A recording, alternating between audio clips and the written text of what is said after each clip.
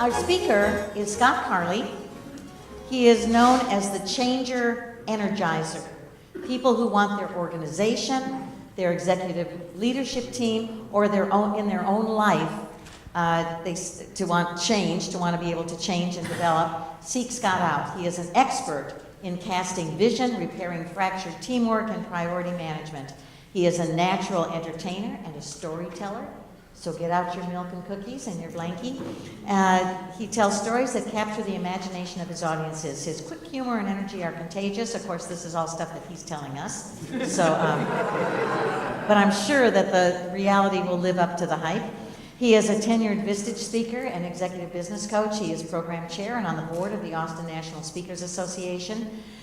He took from 2010 to 2015, took his region of 45 chapters to the top 2% internationally in growth, retention, and referral revenue, $36 million annually. He pastored a thriving congregation with his leadership team for 10 years, built a 13,000 square foot worship facility on 5 acres in the 90s. He is the president of his consulting group, Carley's Growth Dynamic Consulting, LLC. He has been based out of Austin since 2003. If you want to know the human side of Scott, he enjoys live music, motorcycle riding in the Texas Hill Country, grilling steak and fish, so he's obviously a carnivore. He was married on Thanksgiving Day in 2015 to his lovely bride, Carol. Now they have become the Magnificent Seven. Together they have raised 4 daughters and a son. Scott Carley.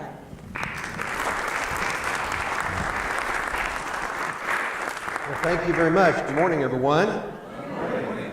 It's great to be here with you guys.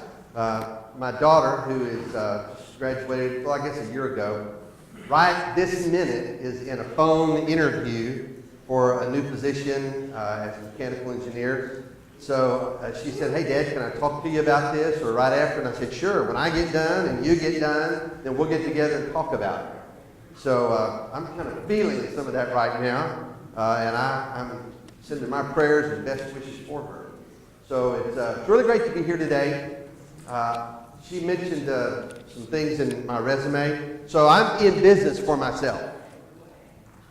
Okay, well, what that means is that I'm looking for a job every week.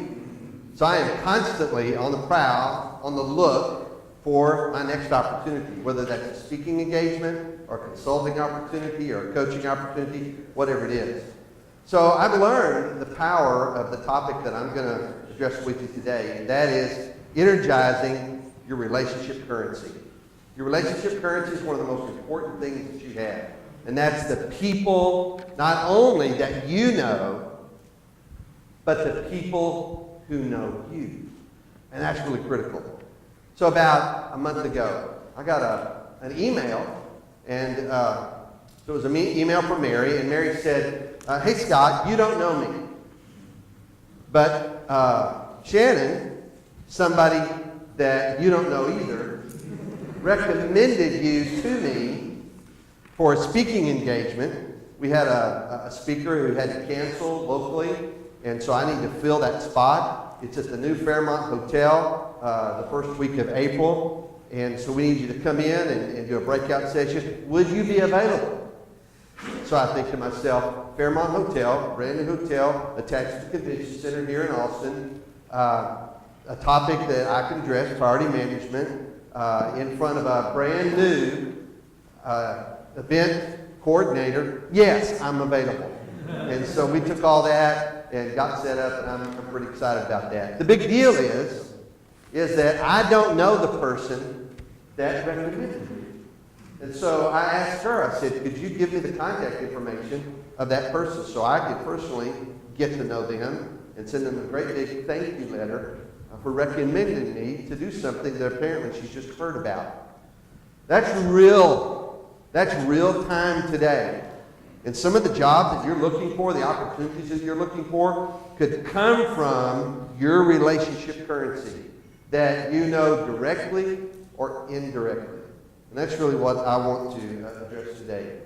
So most of my business comes from this relationship currency. I've got a few folks up here.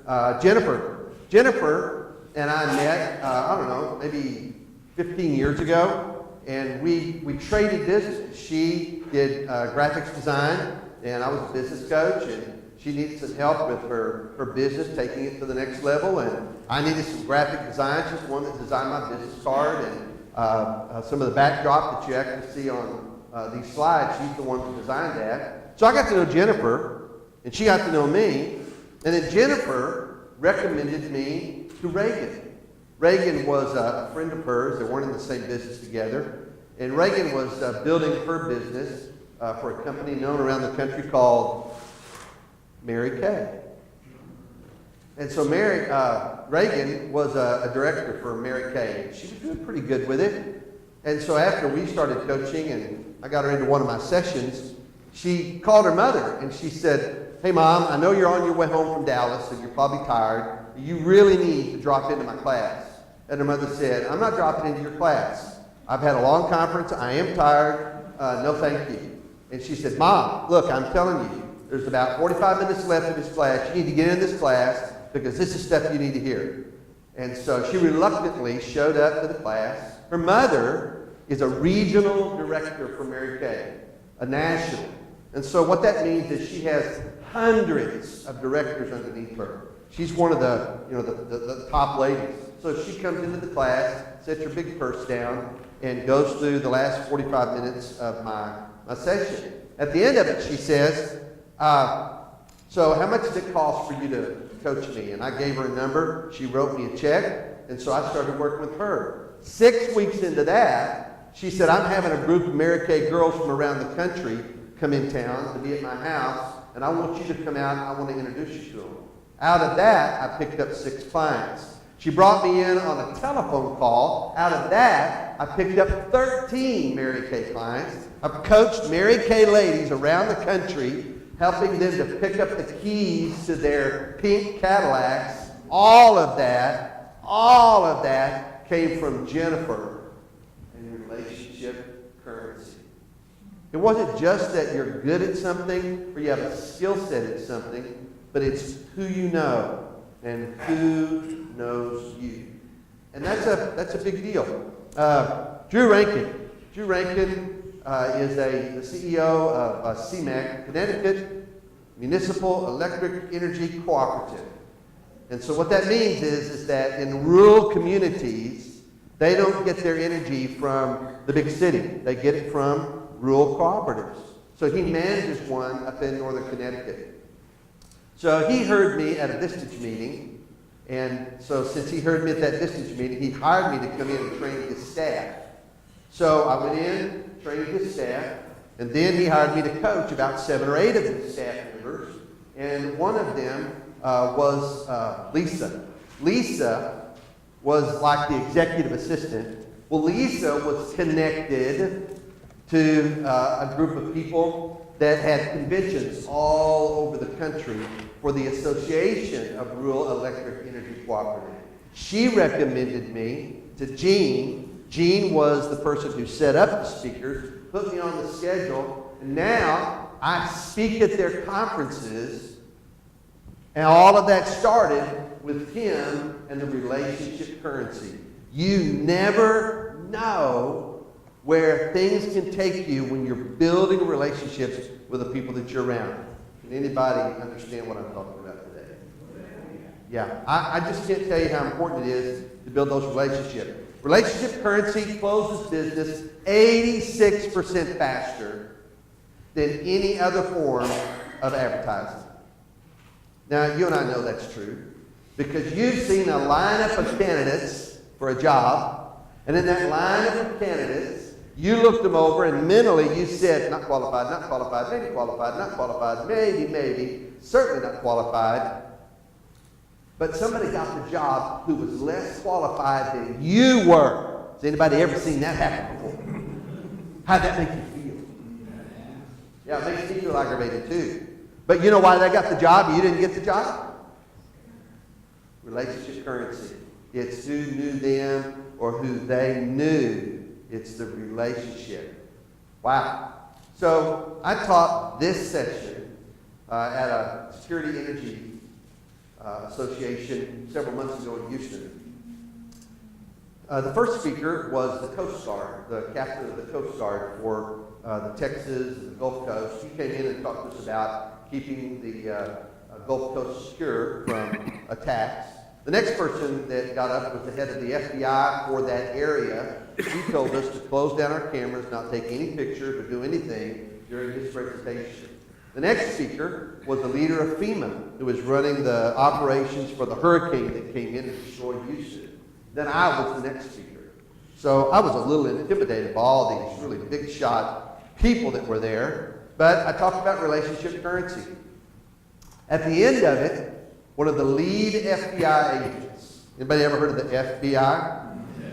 I hope that you don't know them well. But one of the FBI agents came up to me and this is what he said. He said, I'd like to visit with you. He said, there's not anybody in this area, nobody in southern United States who understands cyber tech and 3 or 4 other areas about where criminals can come in and break into our country in a cyber way. He said, I'm the expert on that. He said, but again and again and again, I have missed promotions.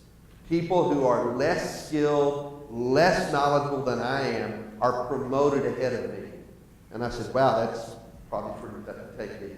He said, it's really tough to take. So I've been to my boss and I've asked him a couple of times, what's the deal with this? How come these people are getting promoted and I'm not getting promoted? And he said, it's because nobody knows you. You're a recluse. You just go home. You don't go out with people and go and spend some time and have lunches with them, go to a mixer with them. You're just a recluse. Nobody knows you. And because nobody knows you, nobody promotes you. I don't know how much more I can say. You're going to have to get to know people and let people get to know you if you're going to be moving up the ladders or getting the career job you're looking for. I just believe in that with all of my heart. So relationship currency is a referral magnet. And when you develop relationship currency with people that you want to plug into, you don't want to plug into, it begins to attract the right things to you. So how does business happen in the world that we live in today? My dad was an engineer for Westinghouse, and he worked in the industrial electrical division. And so he kind of helped me to understand a little bit about big business. So a lot of business is just transactional. So a couple of months ago, the battery went out my car. And so it's pretty frustrating. So I went down to Action Automotive or something, and I looked at their battery. That battery was $108. And I said, is that the best you can do? And he said, uh-huh. I said, are there any coupons? He said, uh-huh. And I said, all right, well, I'll get back to you. And so I went down the road to O'Reilly's. O'Reilly's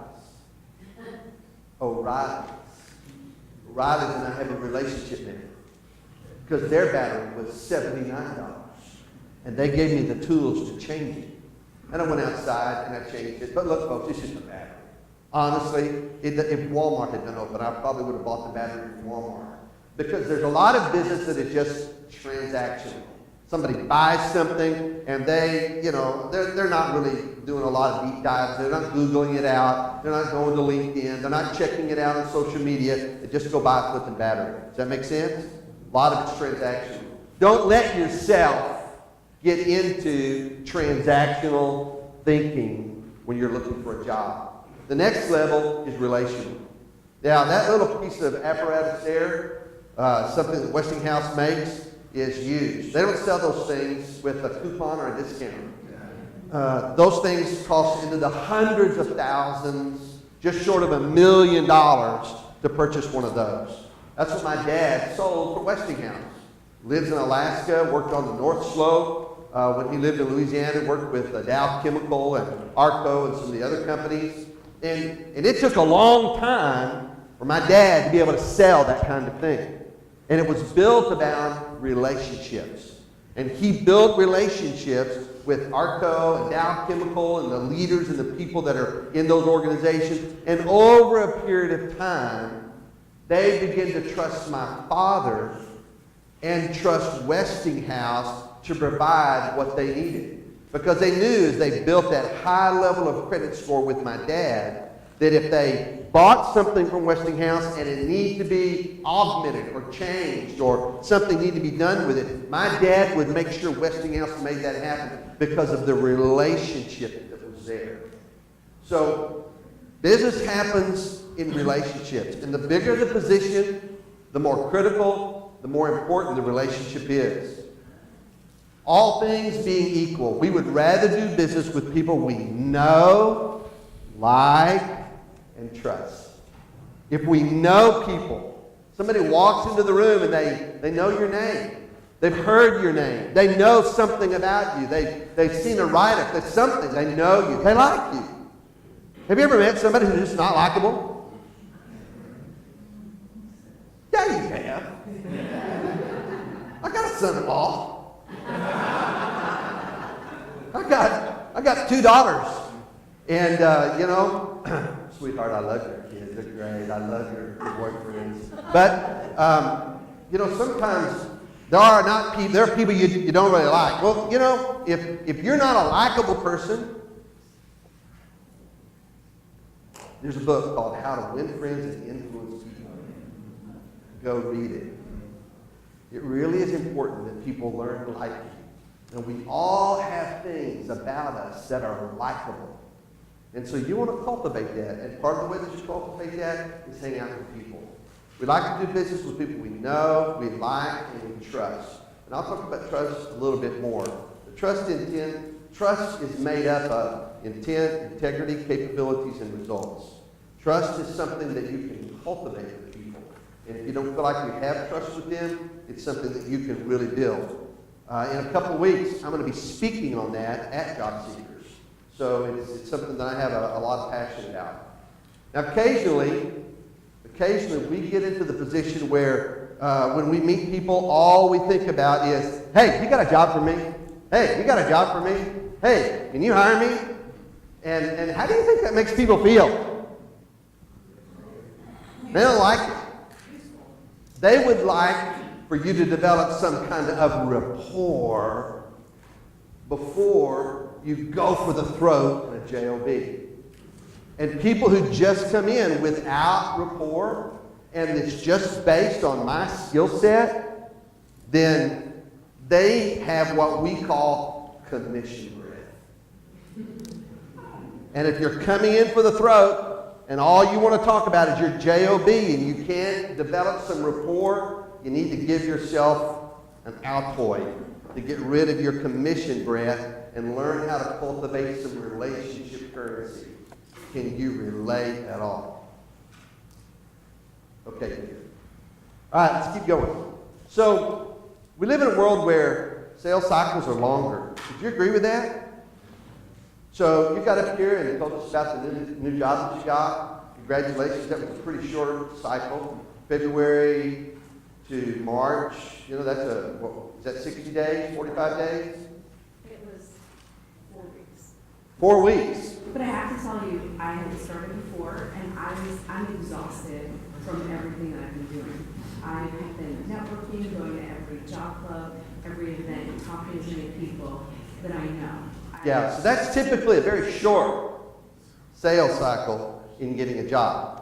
And I think it's really important for us to understand that the sales cycles can be 90 days, 6 months, they can take a while. For me, in business, as a speaker, my sales cycles are measured in quarters, not in months. And I think it's important that you recognize that so that you're not sitting on the edge of your seat waiting for a pot to boil. Because how often does a watched pot boil? Not very often. You have to give it a break. So understanding that, part of what's going on is you have to vet trust with people. And they have to have reasons to trust you over a long sales cycle. So it's not up and down, but it's over a long process. They develop some relationship currency with you. So whether you know it or not, you're getting scored. And when you walk in the room, you send your resume, anything you do, the people who read it are scoring you. The people that you're around are scoring you in trust. And trust, as I mentioned earlier, is divided into 4 categories. The first one is intent.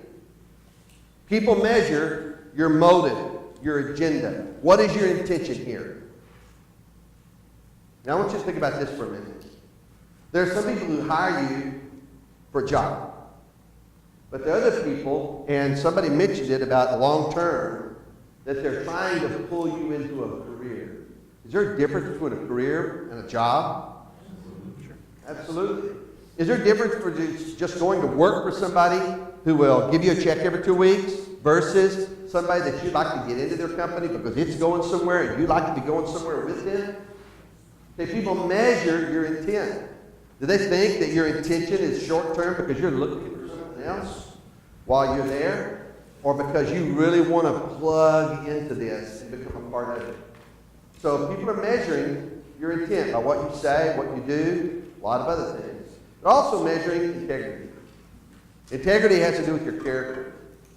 That's why they do a drug test on people to find out whether or not they're abusing drugs. They may challenge you and test you in your honesty. Throw some questions out to you. See if it matches your resume or matches what they found on LinkedIn or matches what you found on social media. They're testing that integrity about you. How many of you remember Underdog? Remember the Underdog, right? Yeah, okay. Some old folks like me.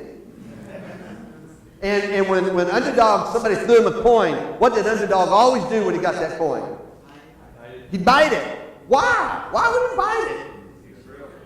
To see if it was real precious metal. Because precious metal is soft. Whether it's silver or gold, when you bite into it, you can leave a tooth mark. But if it's fake, if it's steel or something else, it's not soft. And he can test the integrity of what that person was. Wow. Your integrity might get tested one way or another.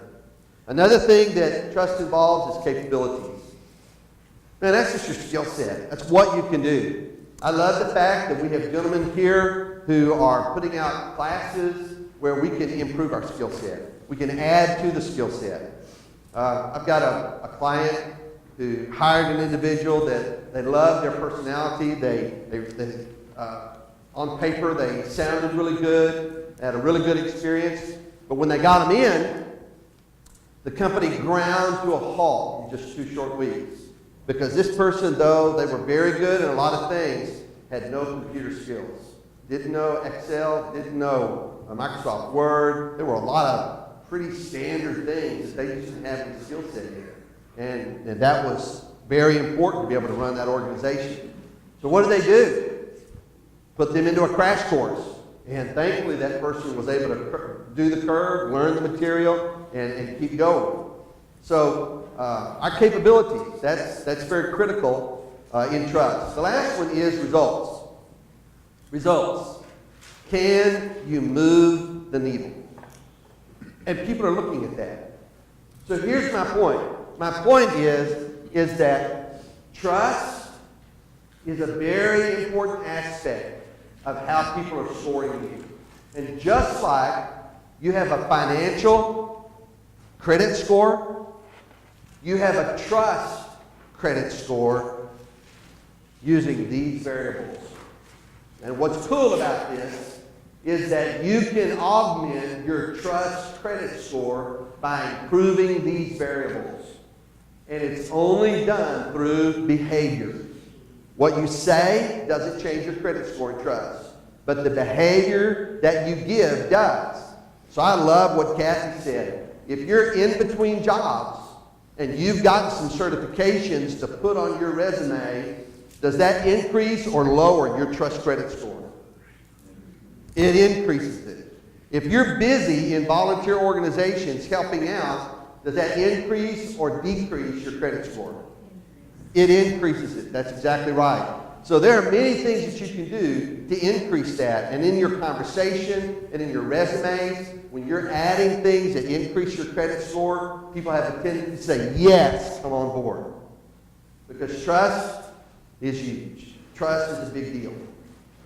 So, networking for success. That's going places. Where are some places that you network? Where do you go to hang out and meet other people? Where are some places that you network? Golf club? Job club, that's right. So there are 4 of them in town, 3 or 4 of them, right? That's a good place. Job fairs. Where's another place you network? Church? Meetup.com? Okay, what's everywhere?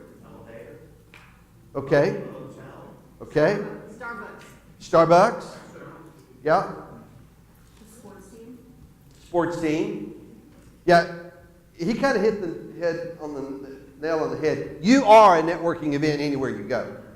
So I was sitting in a Starbucks yesterday, and I was working on some very highly important technological information, an article. I looked to my left, and this dude's got a Bible out, and so I just said, "Are you a pastor?" And he said, "How'd you know?" You're a dead giveaway. Got your computer out, your Bible out. Are you working on your Sunday message? He said, "I am." How'd you know? And then I looked to my right. This is in Starbucks, right? Starbucks. I looked to my right, and there's a lady with a toddler, a little baby, and she's got a hymnal. Who uses hymnals today? Okay, and I went over and I said, "Hey, are you a worship leader?" And she said, "How did you know?" And I said, "You got a hymnal out, and it's, Good Friday." And she said, "Well, as a matter of fact, I am." I said, "Y'all use those all the time?" She said, "No, but we have a service, Good Friday, and so we're gonna sing a few songs out of the hymnal." Okay, so what's going on? Did they come to me or did I go to them? But I'll have to tell you, a lot of my networking happens on a golf course, or it happens at a Starbucks. It happens at associations. It can happen anywhere. Just don't be afraid to go up and ask a few questions. So here's the big key. Does anybody know who that guy is? Is that Bill Murray? Do you recognize him from a particular show? Groundhog Day. That's right. And what do you remember about Groundhog Day? And it's over and over and over and over and over and over and over and over and over and over and over and over and over and over and over. And some days he was really dressed up. And some days he just came in his PJs. And some days he was in the shower with a towel wrapped around him and recognized a phone number. But he showed up. So here's how it works. Visibility, visibility, visibility, visibility, visibility, visibility, visibility, visibility. He was visible. He was visibility over and over and over and over again. You got to be visible. And it's okay if you're showing up again and again and again and again. Because when they say, there's a gal comes in here all the time. There's a guy comes in here all the time. Being visible, visible, visible, visible. Visibility plus credibility. I mean, you have to find ways to let them know you have credibility. I was at a Metropolitan Breakfast Club. Does anybody know? Have you heard of Metropolitan Breakfast Club? It's a Wednesday morning meeting at UT, and there are about 65 professionals, business owners, entrepreneurs that show up for breakfast to listen to a speaker. It'll cost you about, $25 maybe to get in for that breakfast. It starts at 7 o'clock a.m. That's early to be downtown in Austin.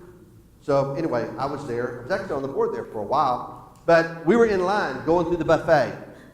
And so we were supposed to meet people and say hi. And so I met this one guy. I think his name was Dan. And I said, "Hey, Dan, good to have you here. What kind of work do you do?" "I'm in IT. I said, "Oh, great. So, IT, what's IT? Well, you know, IT. And I said, oh, okay. So what kind of IT? He said, IT. I do IT work. And I said, well, I'm a moron. I don't know what that means. So can you break it down? What do you do in IT? He said, I do card scans. You know, buildings like a hospital where somebody needs to scan a card to get through a door and they have varying levels of security entrance. He said, that's what I do. I do the card scanning IT part of that. I said, okay, so here's what's going to happen. In a few minutes, everybody here is going to get to stand up and give an introduction. If you stand up and say, my name's Dan, I do IT, I'm looking for a job, nobody's going to talk to you.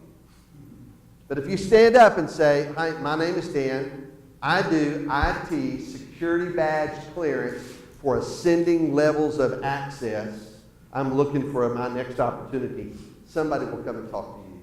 He said, really? I said, yeah, give it a shot. And he stood up kind of nervously when everybody got to give their 10-second introduction. He said, my name is Dan. I do IT work in security badge clearance for ascending levels of access. I'm looking for my next opportunity. And I just went, come on, man. Gave him a thumbs up. And I was sitting at a different table. And after the meeting was over and I was leaving, I looked over to the corner of my eye. 3 people were lined up to talk to Dan about IT, security badge, clearance, and ascending levels. It takes credibility. You have to be able to articulate some things that bring credibility to what you do. The next one is profitability. When you have good visibility, you can establish some credibility, it will turn into profitability. Does anybody know what profitability is? It is money that goes into your pockets that you can spend, pay the rent, all that good stuff. So that's a big deal. You just got to show up. And I know it is so easy to stay at home, stay behind a computer, and not get out that door. You can find 1,000 excuses why you didn't need to go to that meetup, or you didn't need to go to that breakfast club, or you didn't need to go to something else. But you got to get up, you got to get out there and have visibility, credibility, and profitability. It just works, and I highly recommend it. So who do you want to meet?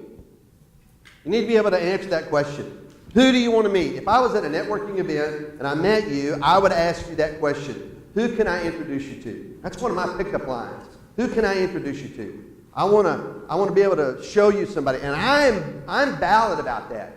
If you tell me who you want to meet, I will work that room until I find the kind of person you want to meet, and I'll connect the two of you together.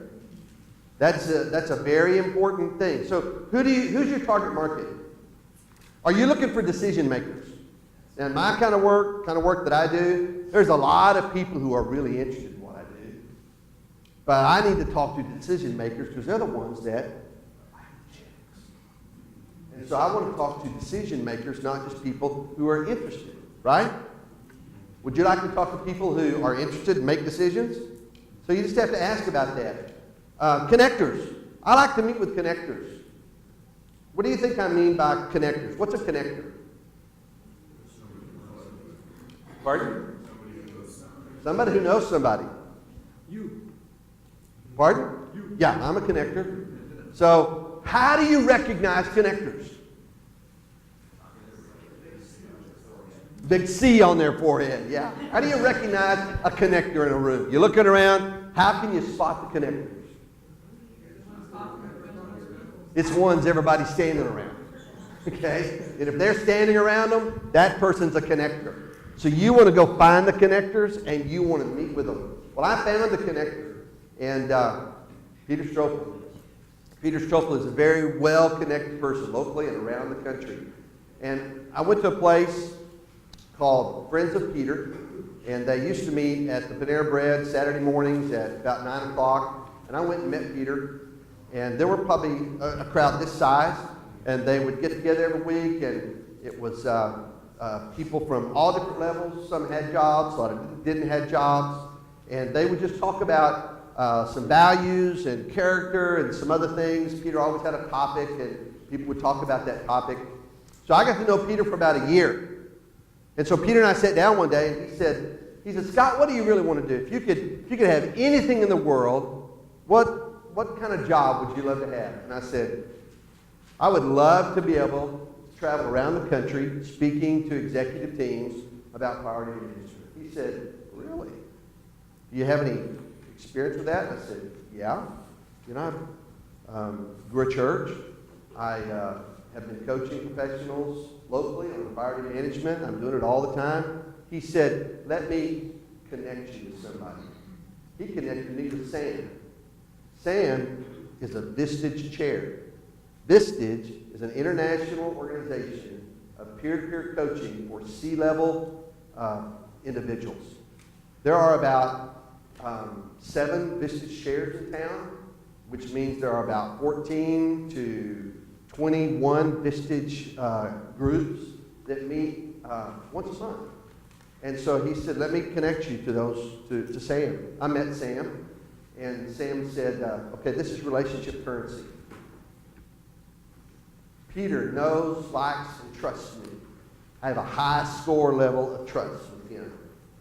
And so he passes that trust level to Sam. He calls Sam in front of me and says, Sam, I'm sending you Scott. You need this guy in your organization. So get him set up. I meet with Sam. Sam's happy to see me and just bright. And he said, let me tell you what you're going to do, Scott. You're going to make a presentation. It's going to be 3 hours. It's going to be your best stuff, Scott. And I want you to just have a PowerPoint and a handout. I want you to knock it out of the park. It's got to be your best stuff. It's 3 hours. Can you do it? Yeah, I'll get it done. And so I come back about 3 or 4 weeks later, and I have my 3-hour presentation on priority management. I give it to Sam, show him a little bit. In about 45 minutes, he says, I love it. Okay, let me get you signed up. You're going to be doing your first one pro bono. I see you're familiar with that term. Pro bono. I said, okay. Is it local? Yeah, it's local. So I did. I went in. I was nervous as a cat on a hot tin roof. And I did my 3-hour presentation, and so I was very excited about it. So what happens is they grade you. Whether you know it or not, you're getting graded in your interviews. I got graded in 3 points. I got graded in the presentation. How well did I do? I got graded on the handout. Did it look professional? I got graded on the material. Would it hold water? Was it any good? And the score was from 0 to 5, 5 being good, 0 being bombed out. So, man, I went home from that presentation, and I was so excited. I got out my computer, and I pulled it up to the meeting, and there were no scores. I thought, oh, well, you know, they're finishing up. They'll do it tomorrow. So I got up the next morning, and I looked it up. No scores. At the end of the week, I looked it up. No scores. First of next week, I look at no scores. The middle of next week, I come in, and I look it up, and the scores are there.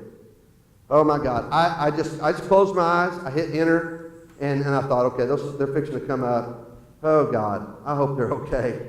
And I pulled my eyes away. Has anybody ever done that before besides me? Bit nervous? Yeah. How'd it go? Bit nervous? Yeah. I pulled, and so 4.87 on the first one, 4.8 on the next one, 4.9 on the last one. I was jumping up and down, turning back and forth. I called and I said, hey, listen, Sam, that's great. Now what do I do? He said, we get you on the directory. And it took a few months for them to pick me up on the directory, but now they send me all over the country. I get in front of CEO groups of anywhere from 12 to 15 to $2 to $50 million companies, and I do my presentation. And the real big benefit is that those companies hire me to come back in and do work for them. That is a connector. All of that happened because of Peter Schroepel. And every time I see him, I give him a big hug, and I say thank you. And now I'm returning the favor for him because he needs speaking opportunities, and when I find them, I return the favor for him. So sometimes you need to upgrade your peer group. Let's all have it collectively. Let's say this together. Ouch. 1, 2, 3. Turn to your neighbor and look at them and say, ouch. Man, I'm just giving you this with the most professional, biggest heart that I can. Some of you need to upgrade your peer group. You need to quit hanging out with some of the people you're hanging out with. You need to take a step or two up. My dad said, if you want to learn to be a plumber, don't ask an electrician. Go hang out with the people that you want to become like. If you're looking around the room and everybody's at peer level, eye level, you're in the wrong room. When I walked into Prince of Peter, I was so at the low level. And man, everybody there I was looking up to and blown away by their professionalism and their resume and the things that they had done. One of those used to run FedEx, Jim Bledsoe. Jim Bledsoe ran FedEx back in their heyday when they were really growing their production area. And I met Jim, and I don't know why. I still don't know why to this day. He just took a liking to me. Know, like, and trust. Jim sent me some emails to invite me to a men's group, and I didn't respond to his emails.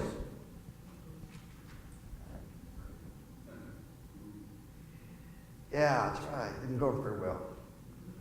And he finally told me, he said, I was really offended by the fact that you didn't even respond to my emails. And I don't have a good excuse. It wasn't in my wheelhouse. It wasn't something that I wanted to do. But I took that rebuke, and eventually he gave me a second chance. And now we've rebuilt the relationship, and he's one of my trusted advisors. And he opens doors for me because he knows, likes, and trusts me. If you need to upgrade your peer group, you don't walk around and say, hey, listen, man, I won't see you for a while. I'm going to upgrade my peer group. I don't recommend that you say that, but I do recommend that you work on it. So where do they hang out? People that you need to contact, ask your best inside contact. Your best inside contact to a company where the key people hang out. And it's not necessarily the top people, it's the key people. Where do they hang out? Maybe you sponsor an event, something that they're doing. You find a way to sponsor it somehow or another. So let me tell you about one of my clients. So I had a client who wanted more clients. And he's a financial advisor, and he wanted more clients. He wanted more clients that had money. And I said, so what's your best client? And he said, well, my best clients are urologists. Anything that ends in an ologist is a good client for me. He's a financial advisor. He felt like people in the medical world made a lot of money. And so he said, well, I got a couple of urologists that are good clients. And I said, all right, well, call them and ask them if they have an association event that you can go to. And you'd like to go with them to that association event. In my line of work, and maybe yours, associations are the place to hang out. Because the people who hire and the people who make decisions usually belong to an association. There's a urologist association in Austin. And so my buddy called his urologist friend and said, hey, y'all got anything going on? Got a luncheon or something? And he said, yeah, we do, as a matter of fact. Well, is there a way I could get an invitation and maybe I could meet some of your friends? And he said, I'd love to introduce you around to some of my friends. He said, the next thing that we've got going on is a crawfish boil at River Place Country Club. Would you be interested in that? And he said, yeah, I live in River Place. I'd be interested in that. And he said, okay. Well, about how many people do you think are going to be there? That's a good question to ask.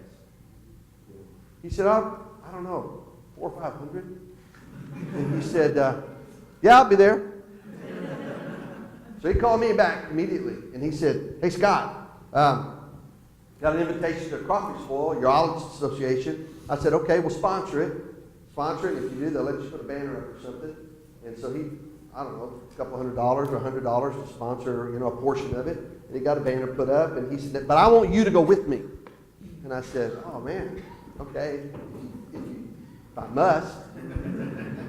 Cajun cooking is my favorite cuisine next to steaks.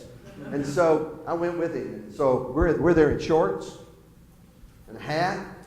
And so we went in having a good time. And And so my financial advisor, my client, he said, so what do I say? What do I do?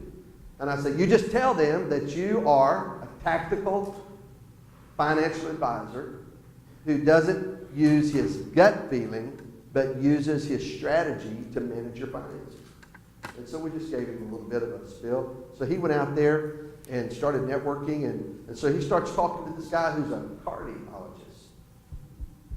And so this cardiologist is eating crawfish, potatoes, corn, and drinking margaritas. And so he says, yeah, I bet you're one of those gut financial advisors, aren't you? And my client looked at me and looked at him and said, actually, I'm not. I use a system to help guide my clients in their financial issues. And my system can predict an earthquake eruption and a rise or a fall. And so my clients were pretty safe. And with corn in his teeth, he said, really? He said, well, maybe we ought to get together. And my client said, yeah, let's do that. And so he got his information. That day, at that crawfish boil, he picked up 5 tight connections, made 5 appointments with people, 2 other urologists, that cardiologist, and 2 others, and 3 of those 5 became his clients. All of that happened at a crawfish boil. You never know where you're going to meet people. I was at a wedding. I actually performed the wedding down in South Austin. Kyle, actually. I was sitting in the backyard, and after the wedding was over, I was talking to the guy that was sitting next to me, and he is the husband of a woman that my wife works with. That's the only reason he was there. He didn't even know the people that got married. She knew them because they worked with them. And so we're sitting next to each other, and I'm trying to just kind of play it cool, and so he says, so what kind of work you do? I said, I'm a consultant. Oh, okay. What do you consult on? Priority management. Oh, well, tell me about it. And I'm thinking, I'm at a wedding. I just want to relax a little bit. Eat some of that good cake. Take the icing off the top. And so he says, so I talked to him a little bit about priority management. He said, well, how do you deliver that? And I said, well, I have 1-day workshops and 2-day retreats and stuff. And he said, I'm a general manager at Chipotle. I manage Chipotle shops in 4 states. I'm bringing my entire team in, and would you be willing to come in and do an all-day retreat on priority management? And I said, let me check my calendar. I got that at a wedding, in a backyard, sitting in cheaper plastic chairs than you're sitting in right now. You are a networking event anywhere you go. Your relationship currency is really valuable to you. And take advantage of it. Use it. Let me really quickly go through a couple of other things, and then I've got a worksheet I want us to do. This is Megan. Megan used to work for Michael and Susan Dale Foundation. She recently has gone to work for PayPal. She worked for Nokia when Nokia had its big rise, and she was one of their major directors. Her pickup lines is that be interested. We have a tendency to be interesting, and that turns people off. But when you're interested, then people will melt like butter in the palm of your hand. Be interested in their world, in their company, in what's going on, in what's new. And then also tell stories. Tell stories. Tell stories about things you've done. Something that just happened that you're excited about, a project that you were involved in. Tell stories. People gravitate towards stories. How does she do that? A lot of times she'll start the conversation with, what's your favorite podcast? Does anybody here listen to a podcast? Okay. In today's world, right now, there is something that brings credibility depending on whose podcast you listen to. So you need to check out your industry and find out who's got a current podcast and start listening to it. And then when you're talking to people, you can mention that on a podcast you heard. And it immediately gives you current credibility. The next one is, what's your last book that you've read? I'm going to show you a guy in a minute who's read. He reads 50 books a year. I can't even find 50 books a year. I don't read 50 books a year. I do read books, but I don't read 50 books a year. But she'll ask, what's the last book that you've read? You know, if somebody is intimidating the fire out of you, ask them what's the last book that they've read. And then start telling them about the last book you've read. Right now I'm in a book called Traction. A book that I recommend to every one of you is called Never Eat Lunch Alone. Yes, great. The next one is, who would you like to meet? Or, yeah, who would you like to meet? That's always a good question to ask. Another one is, how did you get into what you're doing? She asked me that today. How did you get into what you're doing? It gives you a chance to tell your story and talk about your passions and the things that are interesting. So you can ask them, and when they finish with their story, they're going to probably ask you. And that's a really big key. Now, this is the guy that I was talking to you, Danny Smith. All right. This gentleman talked about a CRM. CRMs are a really important tool. I took the paperwork. I'm going to the class. I have a CRM, but I'm going to learn more about a CRM. It is really critical that you have a contact relationship management tool. That's what CRM stands for. Now, this is a paper one. And when you fill this out, I actually have mine on my cell phone. But when you fill this thing out, this needs to be like gold to you. This needs to be your little black book. I should call it your little black book of 50 connections, right? So here's how it works. I've divided those 50 connections into categories. Some of these categories may not work for you. You want to create your own, that's fine with me. But your first category should be your inner circle. Now somebody tell me, what is an inner circle? Closest advisors. You cheated. You read the sheet. Okay. You need a circle of advisors. And that could be some people from here. That could be people from where you used to work. But you need people that are your advisors, that you can bounce things off of. Because we get to leaning left or leaning right on some things, you need some advisors. You need to write down your trusted advisors. The next thing is influencers. You need to think about the influencers internally in the company that maybe you left, or influencers that you meet at networking events, people who are well connected. These are people that when they speak, what they say about E.F. Hutton, when E.F. Hutton, come on, you can't do that on. When E.F. Hutton, people, that's right. You need to find the E.F. Huttons in your life, that when they speak, people listen. You need to write their names down because you want to get connected with them. Peter Strople, when he speaks, people listen. And I made it a point to build a relationship with Peter Strople so that they could start listening to him say my name from time to time. The next one is C-level. And C-level are the top dogs in your company. Give them a good reason to know who you are and what you're doing for the company. Now, if you left the company that you're with and maybe you just got laid off and your position went away, doesn't mean that you need to write those people and burn that bridge. You need to make sure that some of the C-level executives in your previous company know something about the good that you did. And if there's somebody that you know around town that is a C-level executive, you want to put them on your list and get to know them.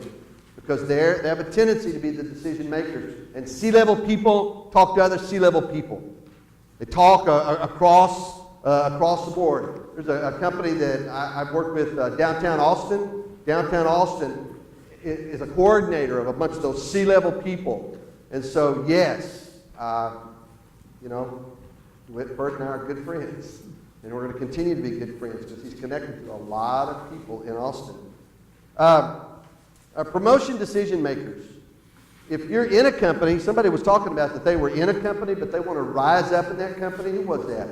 She got up here earlier. She just walked out. Maybe she walked out. Okay. She needs to get to know the promotion decision makers. There are people in companies who make decisions about who's promoted and who's not promoted. You need to get to know them. They need to get to know you. They need to have reasons why you should be promoted.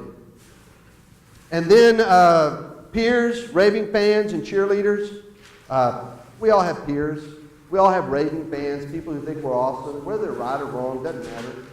As long as they're raving about us and they think we're awesome, we made a good impression on them. They like the way we look or the way our perfume smells or whatever. It doesn't matter. Just they're raving fans. You need to feed your raving fans about good things that are going on in your life because it's who they know.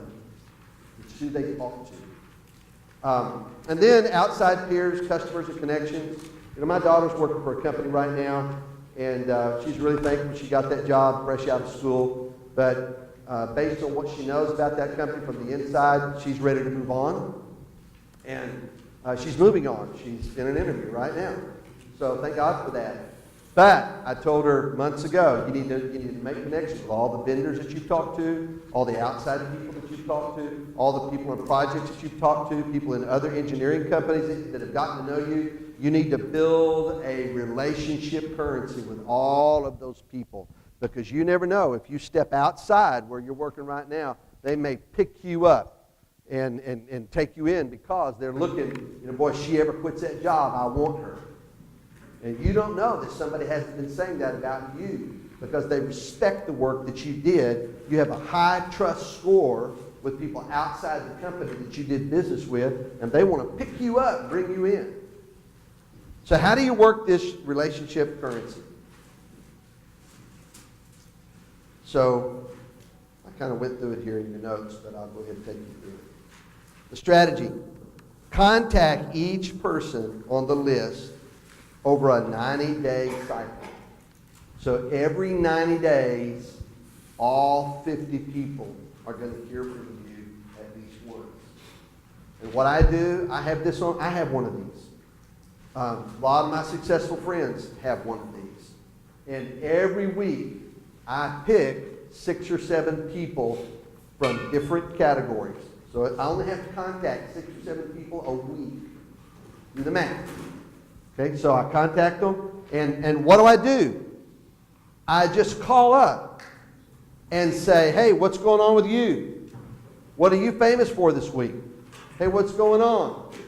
Man, you don't necessarily call to say, got a job yet? That's commission rep. But you just call up, hey, listen, man, I'm really excited. I'm going to Launchpad. I'm going to be speaking today, and the next week, I'm going to be, speaking at the Fairmont. And the week after that, I'm going to get to go up to job seekers, and I'm speaking on this subject. And just whatever's going on, it's a 5-minute conversation. It's short. But it is never an email. Emails do not count. But it is a card. Now, how many of you can remember the last time somebody sent you a card of any kind? Okay?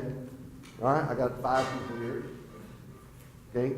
How many of you remember the last time somebody sent you a newsletter? A newsletter. Okay, well, email. I get about 30 of them a day. Delete, delete, delete, delete, delete, delete. Okay? So here's something interesting. If you've got a newsletter, that's not a bad thing to have. But personal cards, just a personal note card, has a 100% open rate. Let me say that again. Note cards have a 100% open rate. So there's this guy at New York Life. I want to speak at New York Life because they have 150 agents who need help with priority management and networking. I want to speak there. So somehow or another, I got into a meeting with Eric. Eric is was the executive director, executive partner for New York Life here in Austin.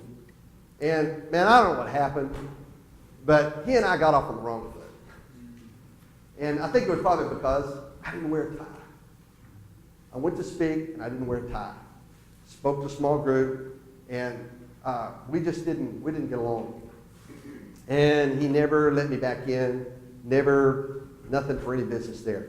I was pretty disappointed. I don't know what the deal was. It was a quirk. But I wanted in. How many of you want something? Yeah, you don't have much because you don't want much. But if you want much, you go after it. And so I put him on a campaign over a year's time, and he got 8 cards from me.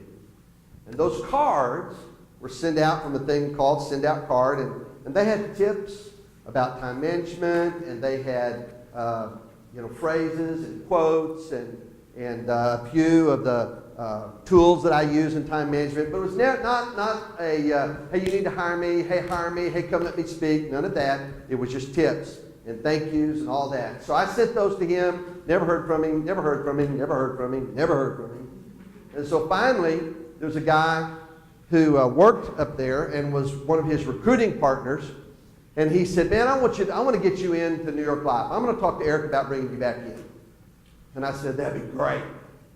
He knows, likes, and trusts me. So he did. He talked to Eric. And Eric said, yeah, bring him on in. Bring him in for an interview. I'll interview him again. And so we went up to, that's up at, where the Pennybacker Bridge is. And so I went up to their 8th floor or whatever it is. And I walked into his big, spacious office and sat down. And he took us over to a side desk to sit down, pulled out his portfolio, and he asked my buddy, hey, would you go make some copies?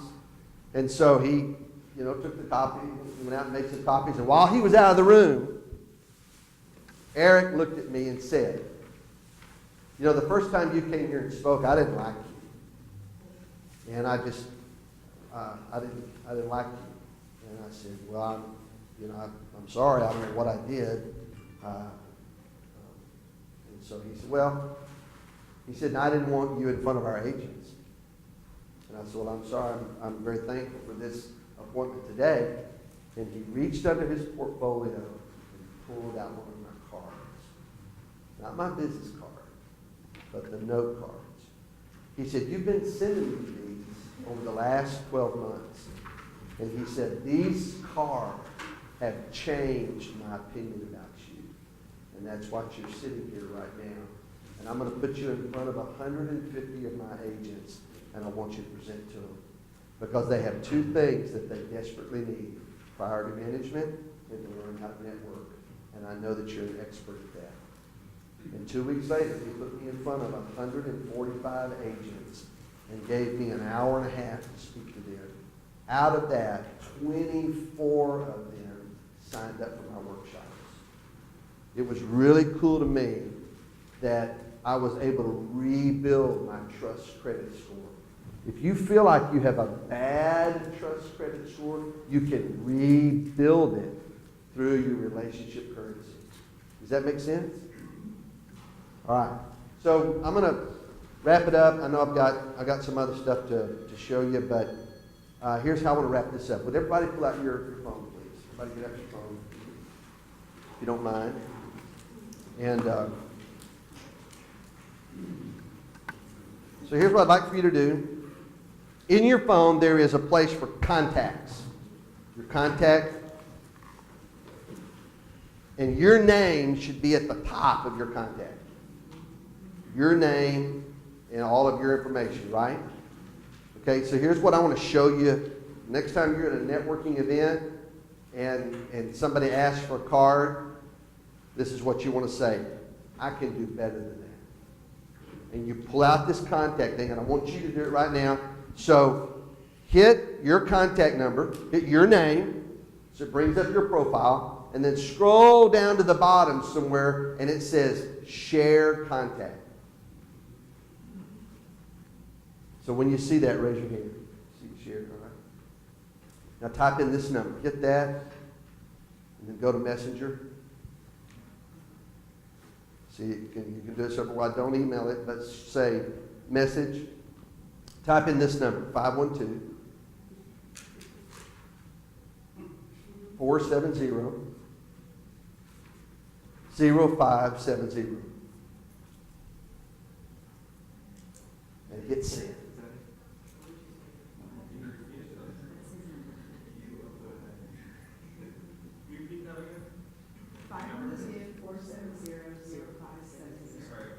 Oh, here they come. Oh man, y'all are blowing up my phone. Come on, I love it. I did this in Houston, and the FBI agent said, we're not doing that.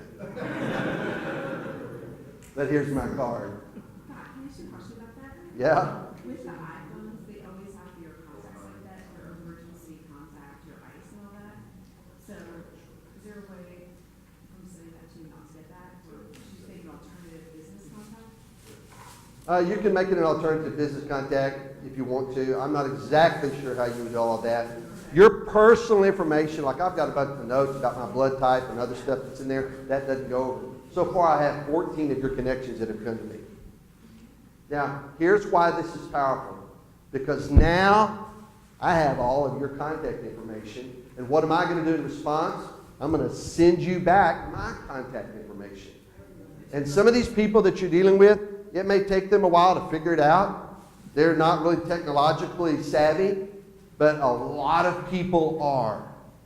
And now you've got it. Does that make sense? This is a really important tool, and it's amazing. I network a lot around Austin, and now, I mean, I do have cards. I got some cards. I'm pretty proud of these cards, too, as a matter of fact. And they're kind of expensive. I don't give many cards out anymore. Somebody wants my contact information, this is how I give it to them. And people can't hire you. People aren't going to call you unless they've got your contact information. And you can give them a card, and the chances of them going home or going to the office and putting your card information into their files is really low. But when you send them this information, it gets really high. So, that's my last recommendation. Relationship currency. It's all about relationship currency. And it's not just who you know, but it's who knows you.